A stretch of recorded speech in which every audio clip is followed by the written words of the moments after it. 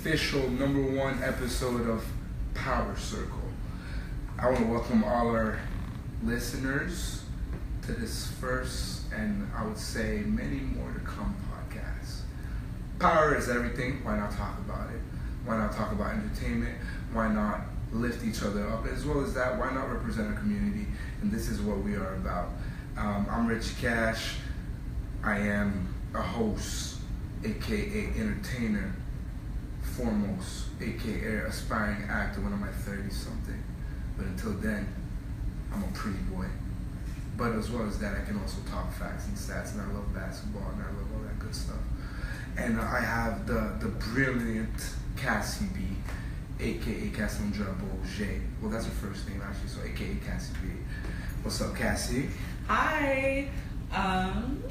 Do I present myself? Yes, of course. Okay, so my name is Cassie B. I'm obviously an Ottawa native. I'm a National Affairs Assistant. I love hip-hop and R&B, and I love reality TV. Keeping up with the Kardashians. Yes, indeed. With that being said, we are based in Ottawa, Ontario, and to all our, I would say, viewers on Facebook as well, welcome.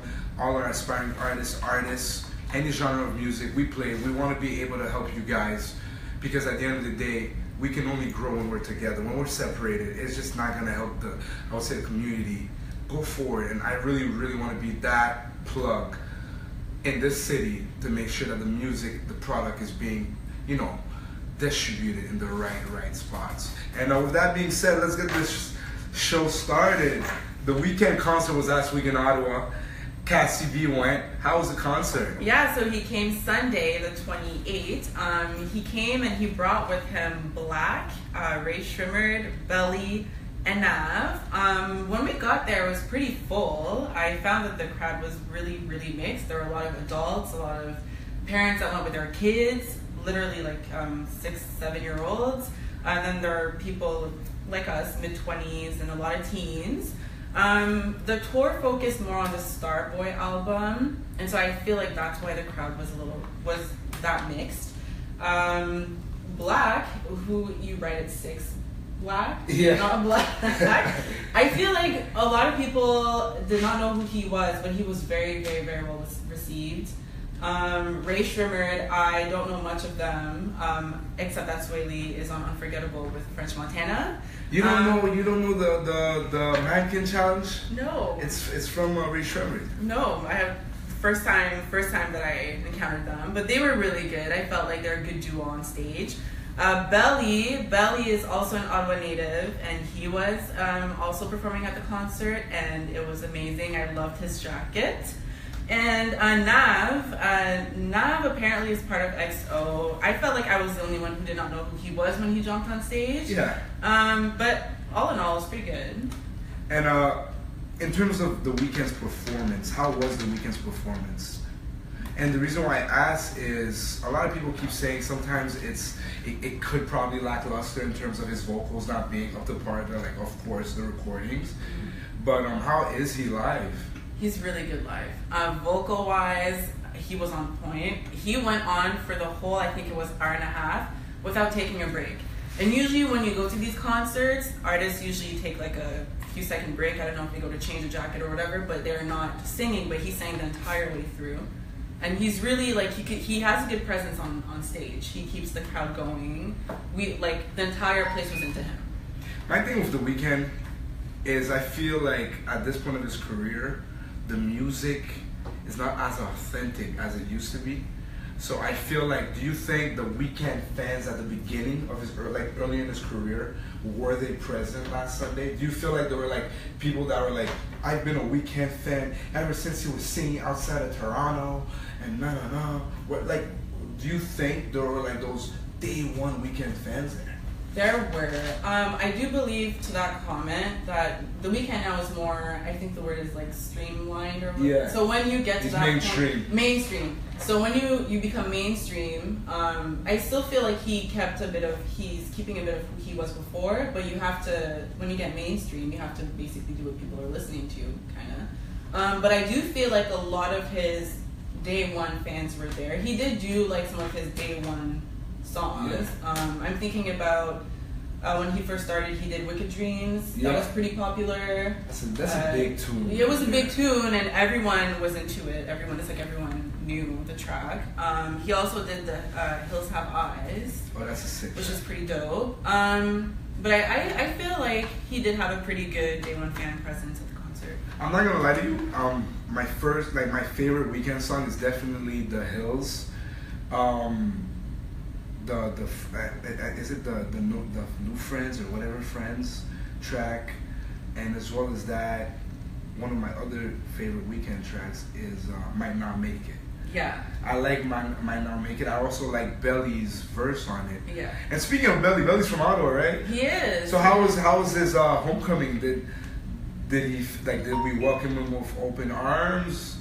Did you sense an Ottawa presence from him? Yeah, well, being a Belly fan from before, right? Oh, really? Belly since 2007. What, the Masari era? You know when the Shout out to Masari Masari. Shout out to Fatty. Big Masari fan. Jeannie, let's pop the bottle. So I knew, but Belly also reminded people he was from Ottawa, and I felt like just the fact that he said that people were really hyped about it. He was a really, really good performer. I think that it was Belly's first time performing in at a big venue like this. I think that he did music festivals, but just the fact that even at some moments you could tell that Belly would look at the crowd and wouldn't even be able to sing because he was so in awe with the reception he was getting. But he did really good. He didn't do his old tracks. I was kind of hoping he would do one old track, like Hot Girl or something like that. That's but he classic. did, yeah. But he did more of the new stuff. I like Ballerina. I think that song too. I think really it's a good dope. song. I think it's a dope track. Yeah. Dope record for sure. And you said Ray Shremmerd. My question is this, and it's been a hot topic for quite some time. Sway Lee, Slim Jimmy. Should they split up? And who's the better of the two? I personally think it's Sway Lee just because of stage presence, but durability as well in the game. Everybody, I would say, in the rap game somewhat took some of Sway Lee's flow. You know what I mean? I this is my I'm gonna be straight up with you. Since the Michael Made It freestyle, the Sway Lee flow is probably one of the flows that everybody wants to imitate. It could be Drake, Young Thug, you name it. They bite a bit of Sway Lee, and I also want to say this: people underrate Sway Lee's ability to rap. I'm not going to compare Sway Lee to Kendrick Lamar, of course not. I'm not going to say blasphemy like that on my first show. But I will say a lot of blasphemous stuff in my other shows. But with that being said, I truly believe Sway Lee has the capability of just being a megastar. Unforgettable. I don't even need French Montana on the track. No, for real. Y'all here, you guys are filming, stuff like that. We don't need French Montana on Unforgettable. He technically wasn't really on the track. He did what he Exactly. sang for a bit. Honestly, they could have put Slim Jimmy on that truck, his broski, and it would have been another hit. Ray Shremmerd is giving us hits. How many? I'm here. I thought it was done after. I ain't got no time. That was a hot record, and now they give us Mannequin Challenge, right, with the Black Beatles, and then pretty much now it's okay, Unforgettable. I'm not saying it's their record. I'm just saying the fact that Sway Lee's on it, it's almost saying, well, Sway Lee could probably go alone type thing. And to that you say, what? Like I said, I was introduced to Ray Shremmerd that night, but from what I could see, I thought that they very well, how can you say this? They were really good together on stage. I feel like it can't just be one. They have to be together. I felt like they complimented each other on stage. Yeah. There's Sway Lee and the other one. What's his name? Slim Jimmy. Slim Jimmy? Yeah. I felt that his presence was really good on stage. He's hype. He's really good. I felt like Sway Lee's good. He was there, but Slim Jimmy his presence was awesome. He's charismatic. He's hype. I don't think that they should separate. I truly agree. And so, Cass, when we started the show, you said you love reality TV, but you also love TV shows. Mm-hmm. So, let's talk about reality TV for a bit. Okay. And I gotta ask, you know what I mean? What's this Real Sidechicks of Charlotte? First of all, how can you be a side chick in Charlotte? Like, I didn't know Charlotte had all this opportunity. You know what I'm saying? Please enlighten me. I'm not enlighten me. Yeah. Well, what started as a rumor is actually going to be true, and I'm not gonna lie, I'm super excited this is happening. Although I think that it may break some relationships or. Who's in it? We don't really know who they are. So is it like all the sport athletes or a specific sport? We won't know. So the women, there's 4 women in this show. There's a Shadori Blackwell, a Lynette, a girl called Storm, and a Brittany Briggs, and Briggs has 3 exes.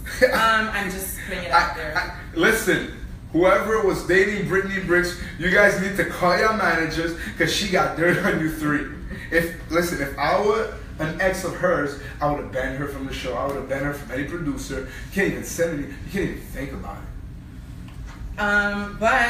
So these Real Sidechicks of Charlotte, it started, the idea behind this was for it to be a video. This person who is behind this show, his name is Mr. 704, and he was doing a video, and some movie director in LA told him, you know what, this would be really good as a show, and he took it and ran with it. And so these women did an interview.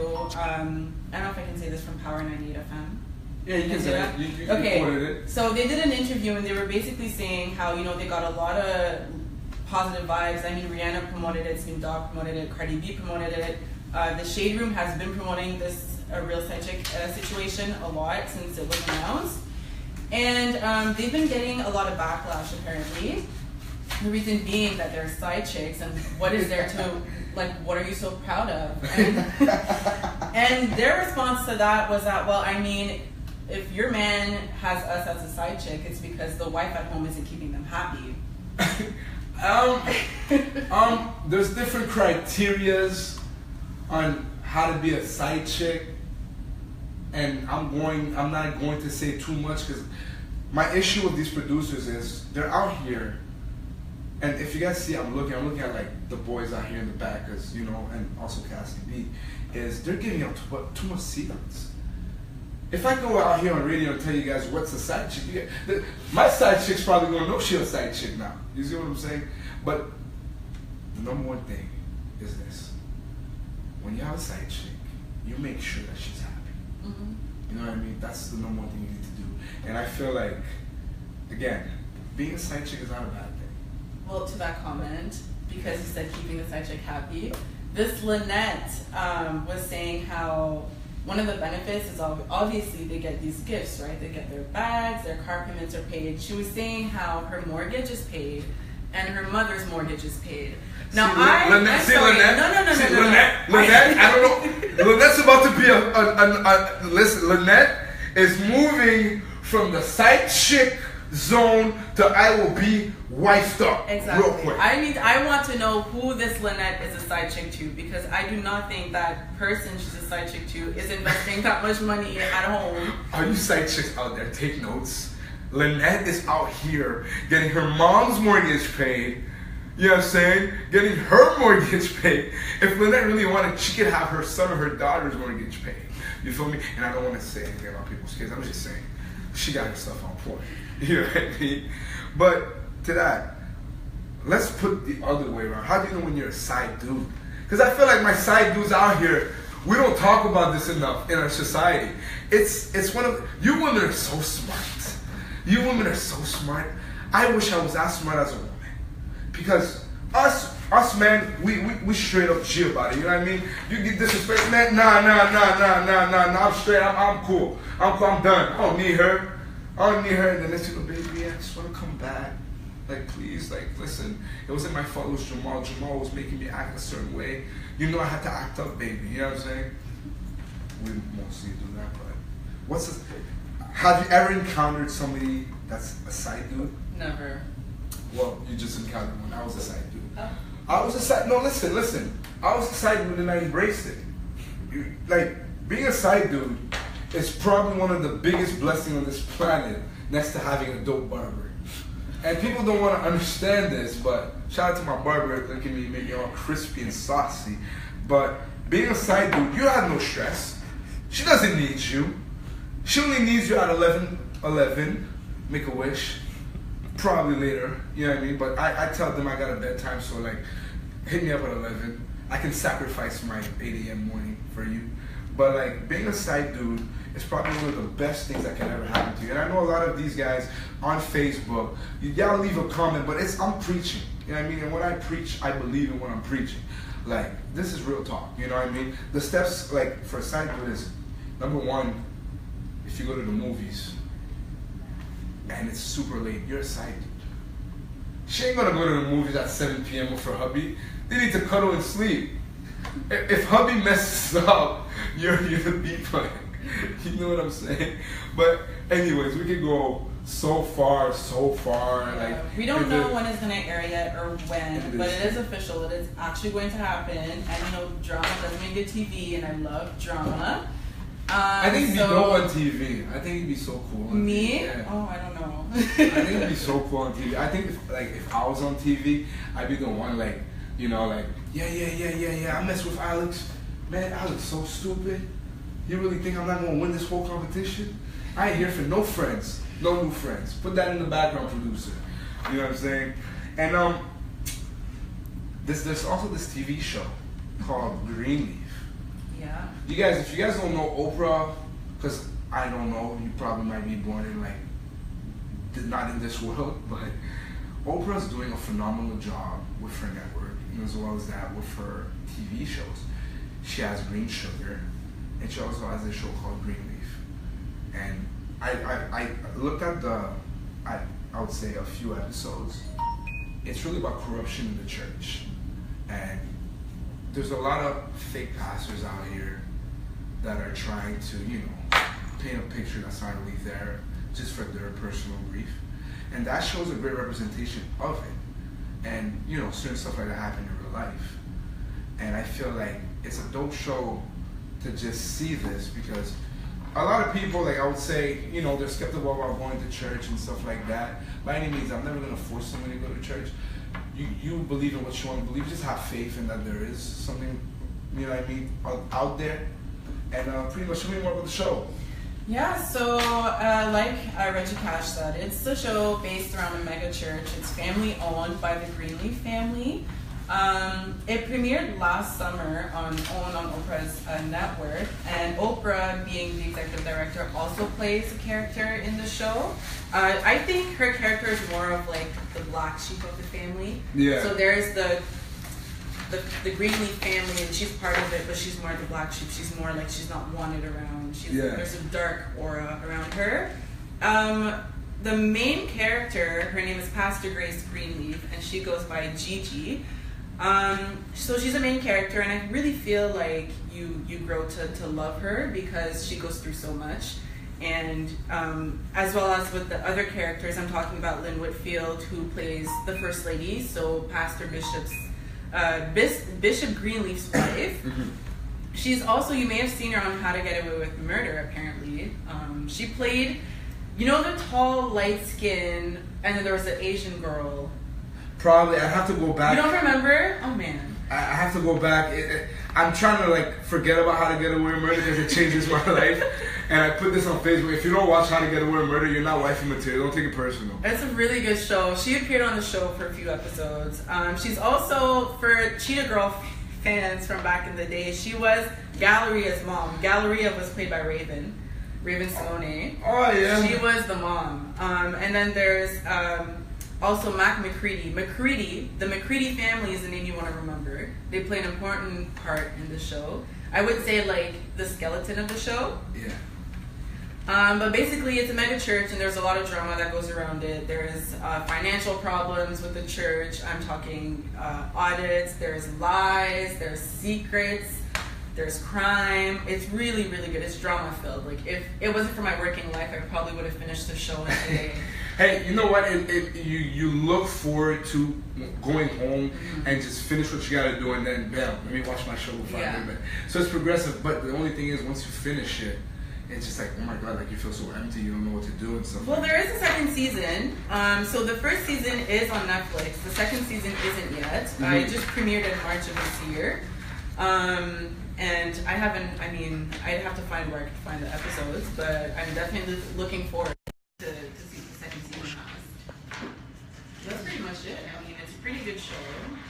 This is crazy. No, it's one of those times now when we got to talk about sports. This is where I'm going to take over. NBA Finals Game 1 was Thursday. Golden State, of course, in great fashion, won 113-91. And they're still perfect in the 2017 NBA playoffs. They're 13-0. LeBron James is now 1-7 in Game 1 history of his finals career. And there's a lot of stuff we have to say. Kevin Durant scored 38 points. Also, 8 rebounds and 8 assists. Kevin Durant scored 38 points, 8 rebounds, and 8 assists. While Stephen Curry added 28 points. Klay had 10 points. And Draymond Green had 6 points. But this is not what's the craziest thing. The craziest thing is the Golden State Warriors beat the Cleveland Cavaliers 113-91 with Klay and Draymond Green not playing their best basketball. If this was LeBron James who scored 38 points, 8 rebounds, 8 assists, we'd have Nick Wright, Colin the Herd, all these LeBron lovers. LeBron James is the greatest Listen, LeBron James is greatness. But we also have to be realistic in terms of his finals career. I'm not a LeBron fan. I do respect LeBron. Saying this irks me, but I have to be respectful and give credit when credit is due. But these past few weeks, people have been comparing LeBron James to Michael Jordan. You see this paper here? For all you haters out there that think I don't know my stats, I have this little paper right here. Michael Jordan NBA Finals are the highest rated finals ever. Okay? Say what you want to say. Lakers, Portland, Phoenix, Utah, and then what's the other squad they had to beat? Supersonics. And Supersonics. Those are like great teams. I keep seeing stuff on Saturday as well. Jordan never beat a great team. Last time I checked, all the teams Jordan played in the finals had like 50 wins or more. Minimum 2 Hall of Famers. And two Hall of Famers. FYI. So, the disrespect we say when it comes to disregarding LeBron James' final career needs to stop. And the reason why it needs to stop is he went 6-0, 6 finals MVP. For all I care, they could have had a defensive MVP. Michael Jordan would have won it as well. And the excellence at where he strived. Michael Jordan didn't have mediocre games. Michael Jordan didn't come in the finals and wet the bed like LeBron James did in 2011. You like a lot of you LeBron fans. I call you guys Nike because when it goes wrong, you guys delete the footage. When it goes wrong, you guys delete the footage. LeBron James is not even at Kobe Bryant level. LeBron James is not at Kobe Bryant level. Say what you guys want to say. LeBron James is not at Kobe Bryant level, man. And again, what are we basing this off? We're just basing this off of finals. Forget regular season. Let's say right now we have the NBA Finals. An alien comes down. You give him LeBron James' final record, then you give him Michael Jordan's final record. A stupid alien would still take Michael Jordan. And the reason why we say that is because, yes, fine, he went to 7 straight finals. That's amazing. That's greatness. But if LeBron James loses this finals, is this really nice? Is this really gonna be, well, I mean, they had Kevin Durant and no. Cleveland Cavaliers is better than they were last year. They're way better. I'm just speaking off of game stats for all you haters out there. Oh, Reg, relax. I'm just going off of game 1 stats, and the reason why we're going off of game 1 stats is they beat them 113-91. Kyrie Irving had 26. Kevin Love had 21. They played good. They played good. And again, let me look at the stats, right? The Warriors got 20 more shots than the Cavs. The Cavs had turnovers. Oof, oh boy. I didn't want to talk about the turnovers. I think you Cavs fans went to bed and slept, dreamt about these turnovers. As well as that, what's the most beautiful thing about this all? And I can't believe it. The Golden State Warriors scored more points in the paint than the Cleveland Cavaliers, who have the king. The king. I feel like you could have put Rihanna on the court and she would have scored as many of those points as the Cavs. I think the series is done in 5. That's only if Golden State doesn't win Game 3, and I have them winning Game 3. It's going to be a tight game, but I expect Golden State to pull through with Game 3. And I truly believe that once Golden State takes care of business tomorrow, Game 3 is the biggest game of the series, because history is on the bounce. This is the NBA repaying for what they've done to Golden State last year. We have 73-9. Oh no, the reviews are terrible, we need to make money. Those are what the NBA conspiracy theories are, you know what I mean? But the NBA doesn't need a great finals this year. The NBA does not need a great finals this year. Why? Because the NBA had one of their highest rated seasons. Fine, the playoff numbers were low. I'll give you that. The playoff numbers were low. But with that being said, first annual NBA awards, the most anticipated NBA draft, probably in a long time, with probably one of the most anticipated players to make his debut since LeBron James and Lonzo Ball. That's what we want to see. We're anticipating for October 2017. This season is done. And I'm going to say this right here and then. LeBron James is not retiring as a Cleveland Cavalier. All you Cleveland Cavalier fans, I want you guys to prepare your luggage. Get ready to go to the next team he's going to. And it might just be the Clippers. It might just be the Clippers. And you guys can say whatever you want to say. I'm always right when it comes to predictions like this. I'm always right when it comes to predictions like this. And oh, by the way, I just want to say this. And I want to be very, very clear when I say this, okay? Last year, when LeBron James made history coming back from the 3-1 game deficit against the Golden State Warriors,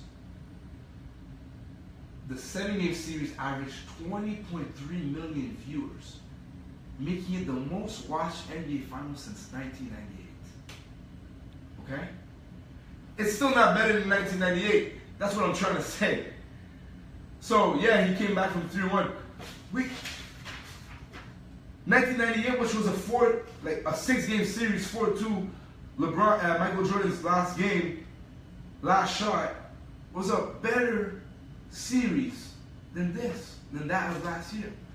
LeBron James is not making kids want to play basketball, but Michael Jordan did. And I'll say this, I respect LeBron James. He's a great, great, great freak, great person, but as a basketball player, and he's great, but when you start comparing him to greatness, you have to understand, records are meant to be broken. And he's not 6-0. The next person close to Michael Jordan won't have as much losses as LeBron James in the finals. And that's a bar. I want somebody to hold that, if you guys can hold that, because that was so cool. And so you guys can leave your comments, say what you want to say. But at the end of the day, I will gladly invite, and I'm looking at the camera. We have 5 cameras here. I would gladly invite any LeBron fan to come on this table and come debate with me. Do you guys think I'm talking facts? Facts. B runs looking at me like, man, Reggie, you're really about this. Facts. All here, facts. This ain't the herd. This ain't Nick Wright. And I'm giving LeBron James credit. I said he's the greatest baller right now. Until Kevin Durant wins the championship. Golden State's here for a long time. You know what I mean? They're going to be here for a long time. Embrace it, get ready. And Laker fans, you guys might as well wear the Golden State yellow because that's the closest thing you guys are going to see the playoffs. You know what I'm saying? And that's pretty much it. And now it's time for Cassie. This is going to be a fun stuff. Before we get to that, actually. What's up? Oh, we got comments? Yeah, we got Evans, who says to keep it up. The Zakani Kusi. Oh, snap. Felix Ibar, and Junior Ibar saying that he's about to call it. He wants to call. There we go. But yeah, and shout out to Sabrina watching. Sabrina, I know you're at work, she'll be late. Just so you know. Yeah, so it's pretty cool. This is pretty good. Shout out to Evans, you know. And again, right, just to like conclude on the LeBron James greatness, he's great. But how long are we going to protect him? How long are we going to keep lying to our young fans that love this game so much, saying he's the great? I think Kevin Durant might be the best baller on the planet. 7 feet, plays like he's Kobe Bryant. The man's lights out. The man, like, you could be 6'8", you're coming at Kevin Durant, he's laughing. I'm about to wet it in your face, bro. He gets saucy with it. And Steph Curry, a.k.a. light-skinned Don, a.k.a. 6'3", but I shoot that, though, is playing the best basketball I've ever seen him play since probably his regular season before he got injured in the first round versus the Houston Rockets. Was it the first round? Something like that. It doesn't matter. After these L's, you quickly forget. You know what I mean? But Steph Curry is not going to have a bad finals this year. And that's why when Cleveland fans say stuff like Cleveland in 3, don't disrespect basketball, man. Do not disrespect basketball. Shout out to Zach, a.k.a. Mushu. I know you're a big LeBron fan. But Golden State, this is done in 5. If the NBA is not rigged, this is done in 5 or in 4. This should not go to 6 or 7. Because if it goes to 6 or 7, I'm not watching it. Because I know what's going to happen, and I'm going to get crucified on Facebook. But it's all good. I'm a big boy. I can handle myself. You know what I'm saying? And that's really it, you know, for the NBA talk. What about this bromance of Justin Trudeau and like Emmanuel Macron? Oh, and by the way, shout out to Emmanuel Macron's wife, aka Bridget Macron. I was just gonna say. She's like 64 years old. He's like 39. So ladies, if you're single out there, if you're born after 93, your husband ain't born yet. Just putting quick math, because it's 24 years. So like technically speaking, if you're not born if you're born like August, he's still not born yet. You know what I mean? So just wait, chill, take it easy. He's coming. He's in the works. Like a lot of you girls, I'm gonna be old with like 7, 8 cats and like, oh my god, and like this, that. Listen, don't stress. Look at Bridget. Look at Bridget. She's rocking that Louis V proper. You know, that Christian Dior extra saucy. By the way, you guys hear me saying saucy. Saucy means dope. You know? And I won't be saying a lot of audible slang in here, like true, like reach, you know what I mean? All that stuff. Because this is Ottawa, baby. This is Ottawa show. Cassie B, Reggie Cash. And if you guys don't know Cassie B, I want you guys to go on Facebook right now. Do yourself a favor, go on Facebook right now. This is one of the most powerful individuals in the city. And she's just made her entertainment debut. And she knows her stuff. She's like, oh, Sharon, I can't do that right now. It's funny because me and Cassie, we actually met about 12 years ago. About 12 years ago. And her dad is actually a radio host. You know when you're on radio, you're trying to say some big words when I was just host? I was about to say some next thing. But daddy's a host, and I met Cassie.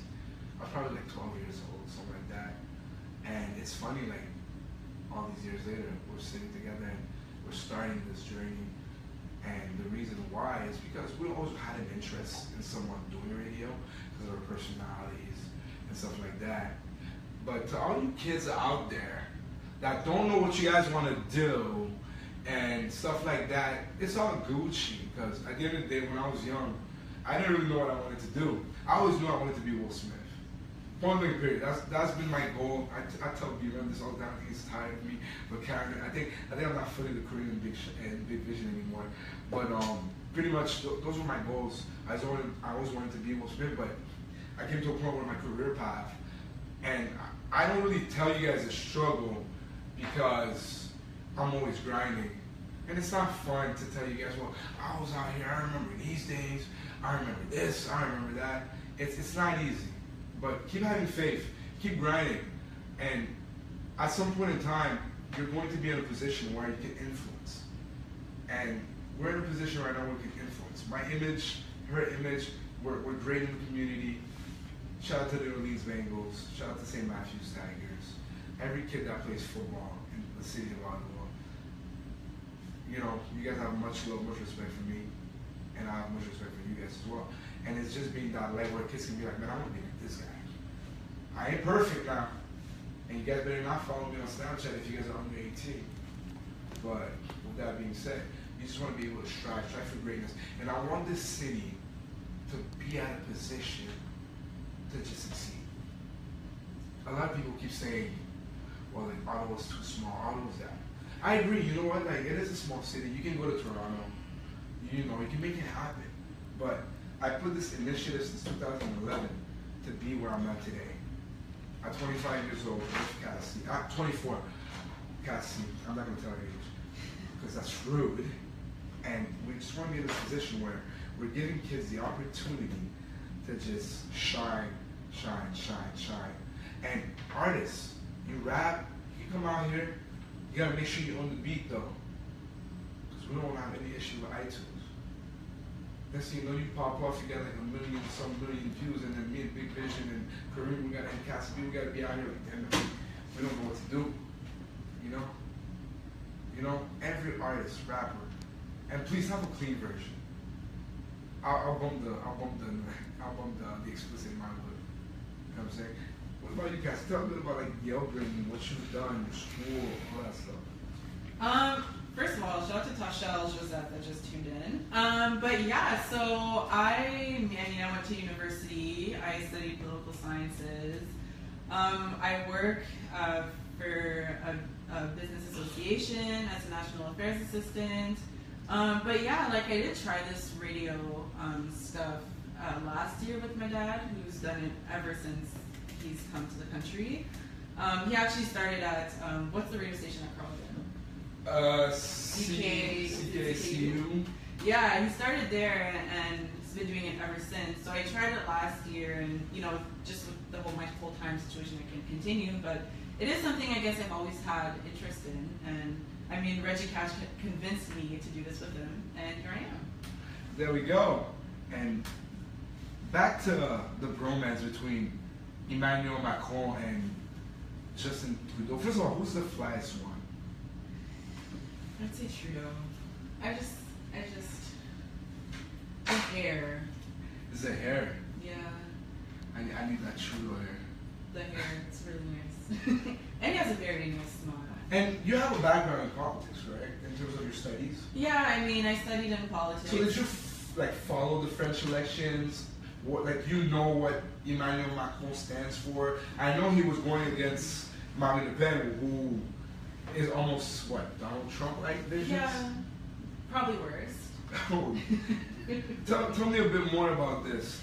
I didn't really follow every step of the French election. Yeah, he did go really head-to-head with Marine Le Pen. And I know there was this one important debate, I think, that ran for like 3 hours, where she kind of dug herself in a hole, because she kept repeating her vision, which we all know was, you know, she's not for the real country, she's not for immigrants, she's not for, you know, she's not for that kind of stuff. And so she kind of dug herself in a hole. But yeah, he won the election. His vision was more like equality, let's all stand together, let's all help out each other type thing. And that's how it should be, right? It should be. I believe that there's no society that can advance if you. Yo, look at what Trump's doing right now. I know. Like, it still baffles me that he's president. There has to be some, like, I think the election was rigged as well. Like, 2016 was a year of the rigged. You know, like, LeBron won, rigged. The Cubs won, rigged. Just a lot of, like, there's just riggedness, madness going on.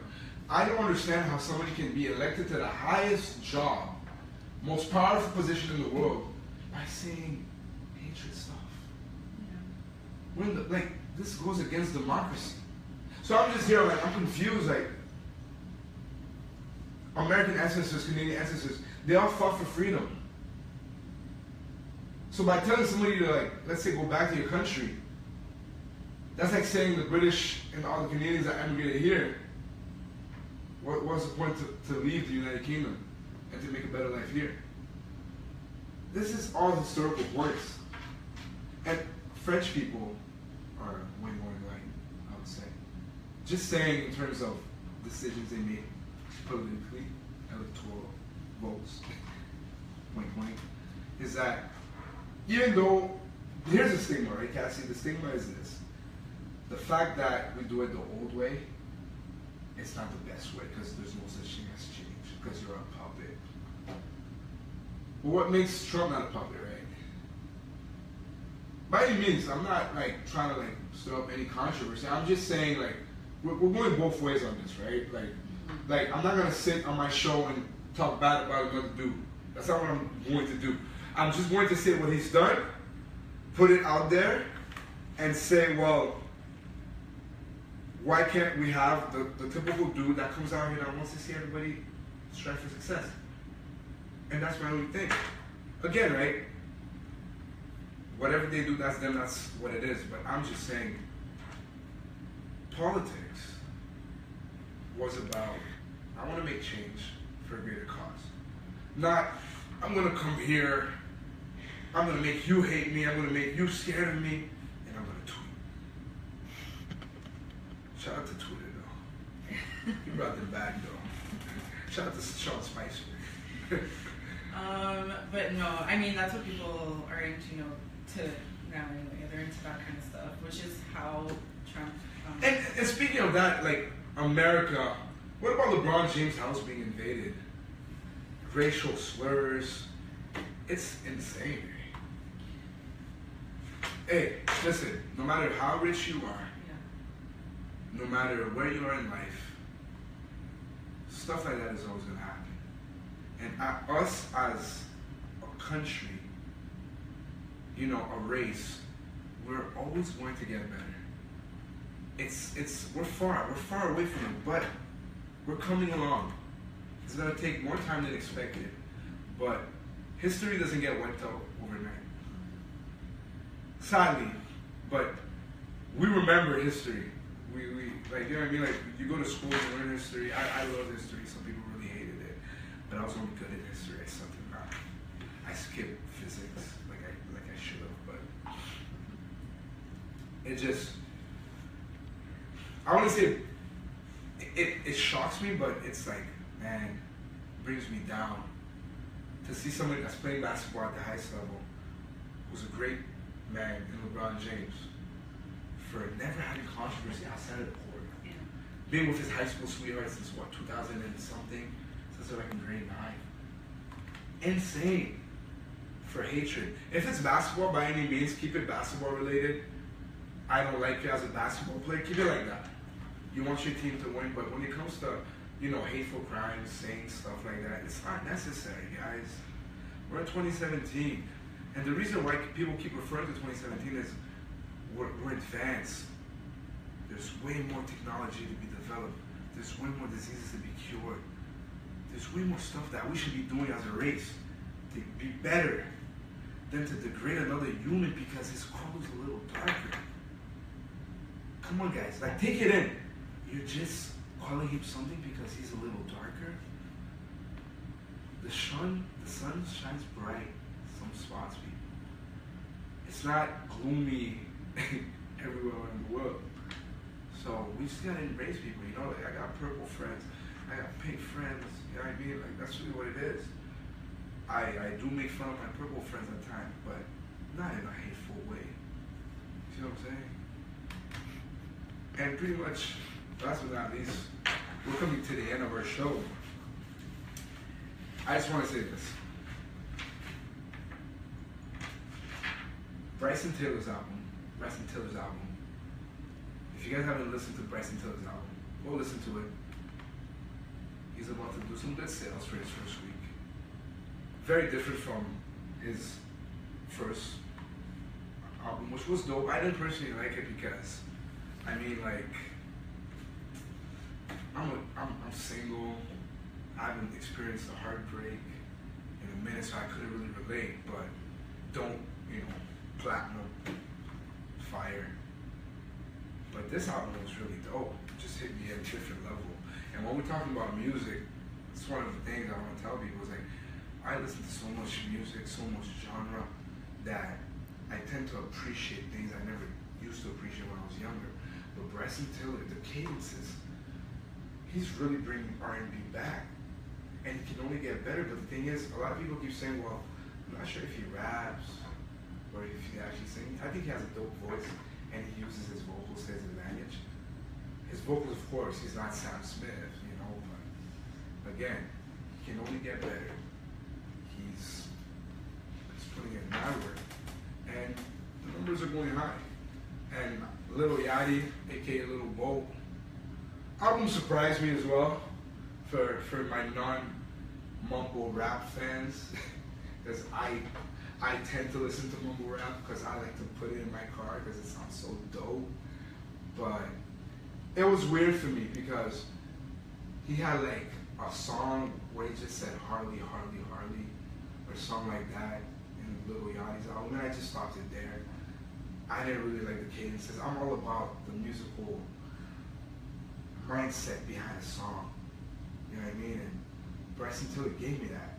For like 19 songs, I'm here like, I think I'm about to go out, listen to this song, and like think about life.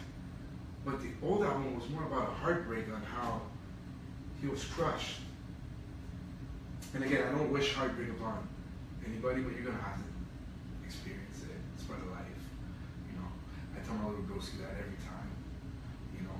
But with that being said, it only makes you stronger, and clearly he isn't stepping down from that. Party Next Door's a small EP's out. Y'all gotta check that out. Yo Gotti, Mike Will Made It. Yeah, I gotta check that out. And big shout out to our viewers listening. Let me double check who's listening. Ralph just tuned in. Shout out to Ralph, you know what I mean? Oh, shout out to Nacho, aka Boyan. Shout out to Felix, aka the next Max Kellerman. Who else we got? Shout out to Tashelle. I haven't seen Tashelle much still. And pretty much that was our first episode of the Power Circle. Again, this is what we do. Power is everywhere. Why not talk about it? We got Cassie B. Cassie, a few words before we go out and eat. Well, I mean, I'm really looking forward to real Sidechicks of Charlotte. I mean, it's gonna be some real TV. I'm a Real Housewives fan. So, do you watch? They forced me to watch that show with Cardi B on it. What show was that? Hip Hop. Love and Hip Hop? Love and Hip Hop. I liked it. I haven't seen the show. You like it? It's so scandalous. You know what I mean? Like Joel Santana's out in it and stuff like that. Like he's having issues with his wife and stuff. I'm like, damn, this is crazy. No, I haven't seen the show, but it's gonna be a really good show. It's unfortunate that it might, rock some boats in some relationships, but I mean that makes good TV, and everyone likes tea these days. So would you go on that show if you figured out one day if you were a side chick? I'm not saying, just saying. No, and I will never be a side chick. See, if I was a side girl, I'd definitely go. I wouldn't be able to expose. How do you know if you're a side chick or not? You could be that. Oh, you know. Are you have sure? Instincts. Yeah. Oh, you're sure? See, this is what. See, this is the thing. I do not want to divulge any knowledge on how you know you are a side chick. This is not what my show is about. My show is make sure, because women, listen, women, Women are smart. You women out there, like women are, like the evolution of women is just beautiful. Women out there are getting smart, man. Listen. You can't put a password on your phone anymore. She knows it even before you put it. You know what I mean? Make sure you are on point. 2 phones, 3 phones, how many phones you need. Pager. But women are getting smart. They're catching on to all our tricks. I feel like times are changed now. Like, I feel like women are just cheat up as men. You know, like, you mad? Nah, baby, what's wrong? Nah, babe, seriously, what's wrong? I told you I ain't got none. Whoa, relax. You weren't all smiley like you used to be. Don't fall into that trap, boys. To all my young men under 21, this is from Reggie Cash. Listen to me. Live your life. Enjoy being single. Because when the time comes for you to be in a relationship or be a side dude, because you never know. Listen, I'm going to give you a thing. If you ask a girl, yo, when we kicking it, and she tells you, I gotta, if she hits you with the, she gotta fit you in some sort of a schedule like that. I remember this one time I told the shorty, yo, can we kick it? She was like, I was like, oh boy, I'm thinking I'm like sick. I think I'm in a roster. Women got rosters nowadays.